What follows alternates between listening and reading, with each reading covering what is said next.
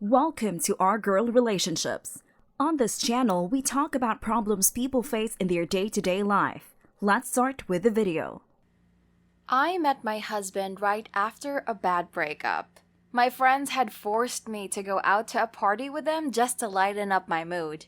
I wouldn't budge, but then finally they had their way because I thought it would be nice to stop feeling as horrible as I did. I was sitting at the corner of a bar, sipping a mojito, when he first approached me. I thought he was attractive, but that annoyed me even more. I couldn't stand seeing a man at that moment. It hurt me too much because it reminded me of my ex and what he did to me. That's a story for another time. Maybe I'll tell them one day. Anyways, after 3 months, I traveled to Atlanta for a work trip and we met again. At this time, my wounded heart was beginning to heal, so I was open to entertain a conversation with him. We had a lovely time. He was handsome, smart, and attentive. I was attracted to the way his mind worked. It pulled me in and we decided to meet up later that evening. You can tell that things went well because I ended up getting married to him, and right now we have 3 beautiful kids. First a girl, then 2 sweet boys. I love him, but I wonder if my love for him is enough. He had always been a mama's boy. At the time, it seemed cute because I thought if he was this attentive and caring towards his mom, he would treat me right. My mother-in-law, however, never ceased to express her disapproval of our relationship. He was her only son, and it seemed that she would prefer if he remained single forever. She would call at odd times in the night, saying she wanted to check up on him because she missed him. This happened time and time again, but he didn't see anything wrong with it. I thought the more often it happened, it would dawn on him that it was getting a lot. Instead, he thought I was being insensitive to the needs of his mother. On one particular occasion, we had planned a family outing, just us and the kids, and all of a sudden she called saying she wasn't feeling too good and was having migraines because he didn't visit her like he normally did that weekend.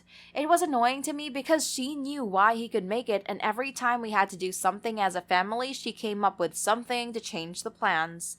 My sister-in-laws know that she doesn't like me because, in her words, I took her only son away from her. I was tired of coping with her manipulation, so I finally confronted her about it. She acted so oblivious to what I was saying, and only God knows what she told my husband, because he came home so angry and made so many threats and mentioned that he was tired of my constant nagging about his mother being in our lives. He said the most hurtful things to me and almost hit me. It was then I realized that I was married to him and his mother, and there was nothing I could do about it. Our relationship took a downward turn from then on.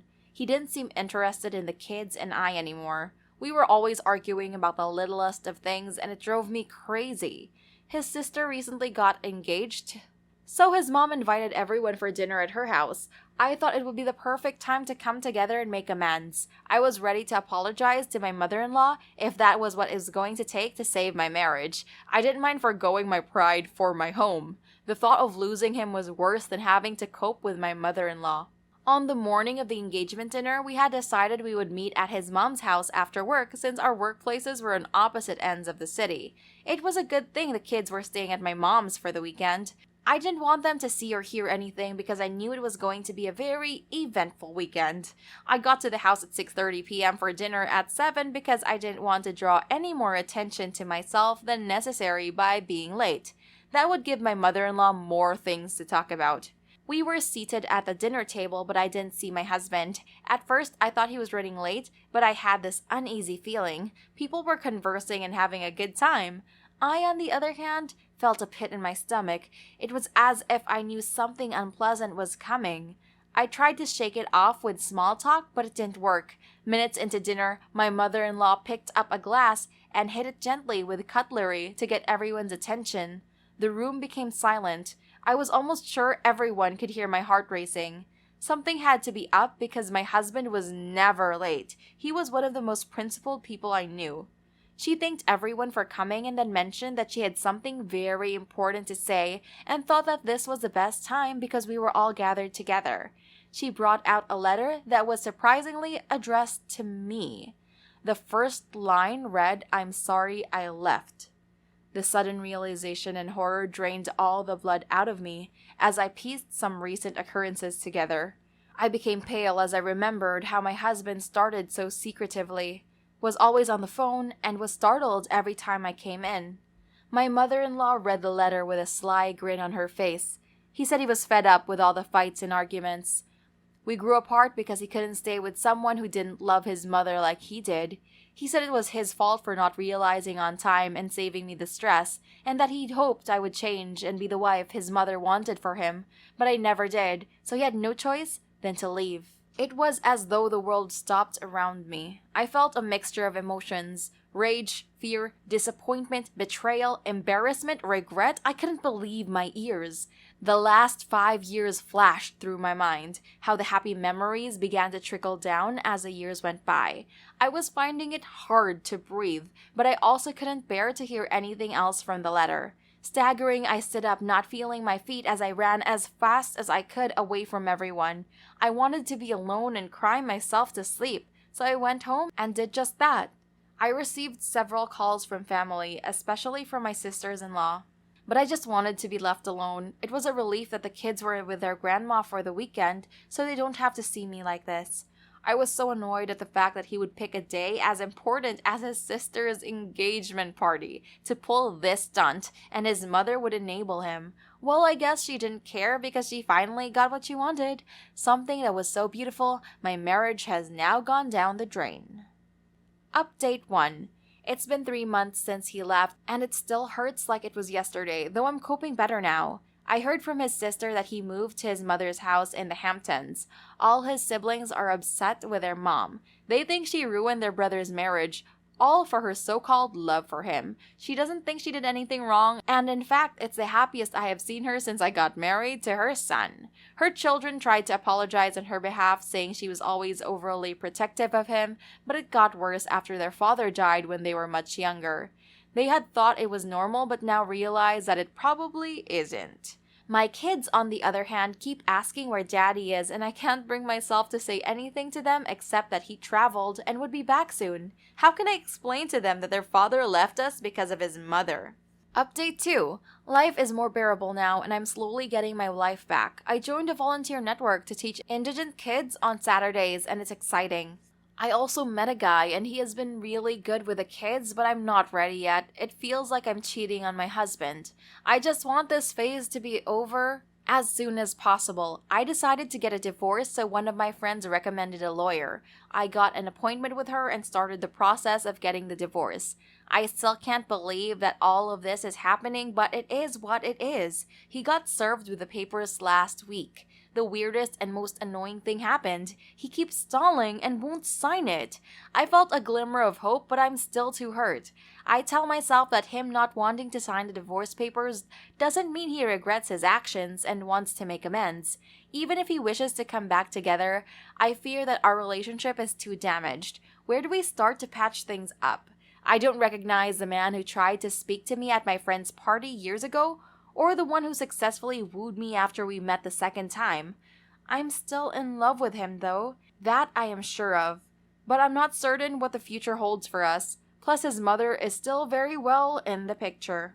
Girl, he being so attentive to his mother, though cute, was a major red flag that you should have taken care of at the beginning. Anyways, there is no use crying over spilt milk right now. Your husband needs to decide what exactly he wants because he can't leave you hanging. If he doesn't want you, he needs to sign those papers ASAP. That's some major emotional abuse. He should just get married to his mother since she wouldn't let anyone else have him. I hope she realizes that she destroyed her child's marriage, and when he comes back to his senses, if he is smart enough to do so, he would hate her. Do what you need to do to stay sane and care for your children. That's all that matters right now. Loads of love for you. I am also excited for the new guy, XOXO. Next story. I live in an apartment, and 3 months ago, a new family moved into the apartment above me. They have a child that looks to be about 2 years old. The first weekend that they moved in, the woman came to my door, and I'm assuming a few other people's doors as well, and introduced herself and her toddler. She also gave me a goodie bag of candies, which I thought was odd but kind. She explained that her toddler has a hard time adjusting to change, and him getting used to his new room could cause some crying, and also mentioned he's quite clingy and will cry if she sets him down. She gave me her WhatsApp to contact her if he's being too loud. I thought this was considerate and thanked her. I heard some crying the first couple weeks and didn't mention it because of the adjustment period. But after a month, it was still happening. Her kid doesn't really cry at night anymore, but during the day I can hear his tantrums, and I work from home, so it is bothersome. I ended up sending her messages that the crying was disturbing me on 4 different occasions, and each time she took him out for a couple hours, but then returned and he would end up throwing more tantrums. I then made a complaint to the apartment manager and was told that they could only bring it to their attention that there was a complaint, but they couldn't evict based on a child throwing tantrums during the day. In my opinion, it seems that a parent should be able to have these tantrums under better control, so it doesn't make sense for this to be happening 3 to 4 times a day. I started to wonder if she neglected him during the day, so I made a report to DCS, CPS, and another to the sheriff's office. Officers responded the same day and looked like they left somewhat quickly after arriving for 5 minutes. Then, about a week and a half later, I guess a social worker had come by because the kid's mom came to my door and asked if I reported her. I told her I did and explained why, and she was angry and told me I have no clue what it's like having a toddler and that my actions were low and malicious. My boyfriend was over at the time and overheard me. He said he couldn't believe I would put her through that, called me heartless, then left. He then texted me later that night and broke up with me, saying he wanted nothing to do with someone who would try getting someone's child taken away over noise. I don't think he's understanding that it's 3 to 4 tantrums a day. Am I the a-hole? You're the a-hole by far. My kids are on this spectrum, and guess what? It has put me on the receiving end of this. It's awful trying to explain to cops that the hour-long tantrum is over not going to the playground in 3 feet of snow, and 3 to 4 a day is nothing. That's normal as a toddler. Or because we left the mall after being there for 2 hours. He, at that age, refused to go into any stores and just wanted to walk around. Edit. I'll also add if the kid is on the spectrum, there's not much she can do to get help. Getting a diagnosis or even a referral that young is extremely difficult unless you have an amazing pediatrician. It took until my kid was almost 5 to prove to the doctors, for lack of a better term, something was wrong. Holy shiz, you're the a-hole. The only evidence you had was the baby crying. That's quite literally not evidence at all, since babies, cry. This is incomprehensible to me. You were annoyed at crying, so you filed a CPS report for neglect? Please tell me that doesn't really sound reasonable to you. Next story. For some background, I, 35F, and my husband, 38M, have 2 kids, a daughter, 13F, and a son, 9M. A few years ago, we had to move across the country because my husband got a new job that paid a lot more than his last job. It didn't really affect me because I run an online business, but it affected our kids a lot because they had to leave all of their friends, which is why we got them both phones. Our son was young and didn't understand or care as much, so we just got him a cheap phone from the grocery store, but we got our daughter a newer iPhone. As our son has gotten older, he has started to understand technology a lot more now and has started a small gaming circle with some of his friends, so we got him a laptop. Daughter already had a school one, so she didn't want a new one. But our son started saying how he wanted a phone like hers, or better, because he needed it for his gaming. I said if he wanted a new one, he would need to start saving, because his sister was also already saving for a new phone. He said he understood, but he wanted some money to help him start off. I thought that was fair and gave him some money. After that, he didn't really bother us about it much. A few months later, he started to ask about a new phone again because his sister was only about $40 away from being able to get a new phone, so we just gave her the money because we gave him the money to start off for saving, but we didn't for her. Our son was not happy with this and said it wasn't fair, and he got really upset. We thought he had calmed down, so my husband and I just continued with what we were doing, and so did our daughter. But when she came out of her room and started to walk to the kitchen, he grabbed the phone from her hand and threw it down the hall, leaving a big green line that takes up almost half of the screen. Our daughter almost cried, and we grounded our son and made him give her the money that we gave him to start his saving. My daughter started to use her old phone again but asked if we could get her a new phone because he broke it and not her. Side note, just before we gave them their first phone, we said that that was the only phone we would buy them, and if they wanted a new one, they would have to buy it themselves. I said I wouldn't buy her a new phone because it's not my fault it broke. She said that it wasn't fair because she didn't break it, and she wouldn't have to save up for a new one when she was taking good care of her phone and he destroyed it. I got mad, but I said no. I wouldn't be buying her a new phone. Later that night, my husband pulled me aside and said he thinks we should go halves with her brother to buy her a new phone because she is really upset and her old phone that she has to use now is really slow. I still said no because it wasn't our fault. A few days have passed and I've seen her get annoyed at the phone, but she won't say anything because she doesn't want to be annoying. I'm starting to feel bad, so I just wanted another opinion. Am I the a-hole? Edit, please stop attacking me in my DMs. This story was submitted to me and they asked me to post it. You're the a-hole. Your son broke the phone. His phone line gets turned off until he replaces your daughter's phone. Once that is done, he can use her damaged phone until he saves up enough money to buy his own phone. It is on your son to make this right and learn a tough lesson along the way. Kids have to learn consequences. Otherwise, we're just raising entitled a-holes that we'll have to provide advice to in the future on this sub. Also, not to be an a-hole myself, but take a look at the difference between there, and there.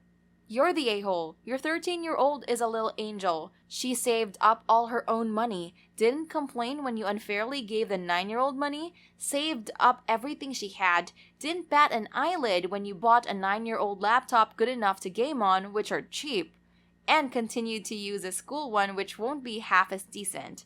Bet she was super grateful when you gave her the last £4, and now she hasn't even complained that she's having to use an old, outdated phone because you're picking her brother and his behavior over her? How are you not the a-hole? You're rewarding and punishing the wrong children and you're being so unfair to your 13-year-old. Not to mention you raised an entitled 9-year-old. So yes, absolutely your and your husband's fault. Give your 13-year-old a new phone and apologize that you came across with a huge case of favoritism.